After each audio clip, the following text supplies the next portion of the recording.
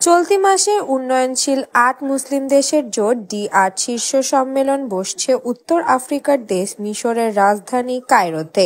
সম্মেলনে যোগ দিবেন বাংলাদেশের অন্তর্বর্তীকালীন সরকারের প্রধান উপদেষ্টা ডক্টর মোহাম্মদ ইউনূস। আর সেখানেই তিনি বৈঠকে বসতে পারেন পাকিস্তানের প্রধানমন্ত্রী শাহবাজ শরীফের সঙ্গে। সম্ভাব্য এই বৈঠকের বিষয়ে সবার নজর থাকবে বলে উল্লেখ করা হচ্ছে। ডি৮ শীর্ষ সম্মেলনের ফাঁকে এই বৈঠক অনুষ্ঠিত হলে তা হবে উভয় নেতার মধ্যে দ্বিতীয় বৈঠক। প্রধানমন্ত্রী শাহবাজ শরীফ কায়রোতে অনুষ্ঠেয় উন্নয়নশীল ৮ দেশের জোট ডি৮ এর ১ দশক শীর্ষ সম্মেলনের অংশ নিতে ১৮ থেকে ২০ ডিসেম্বর পর্যন্ত মিসরের সরকারি সফর করবেন বলে পাকিস্তানের পররাষ্ট্র দপ্তরে ঘোষণা করেছে। অন্যদিকে বাংলাদেশের অন্তর্বর্তীকালীন সরকারের প্রধান উপদেষ্টা ডক্টর মোহাম্মদ ইউনূস ১৭-২০ ডিসেম্বর মিসরের সরকারি সফর করবেন। আর সেখানে ডি৮ শীর্ষ সম্মেলনের ফাঁকে দ্বিপাক্ষিক বৈঠকে বসতে পারেন উভয় নেতা।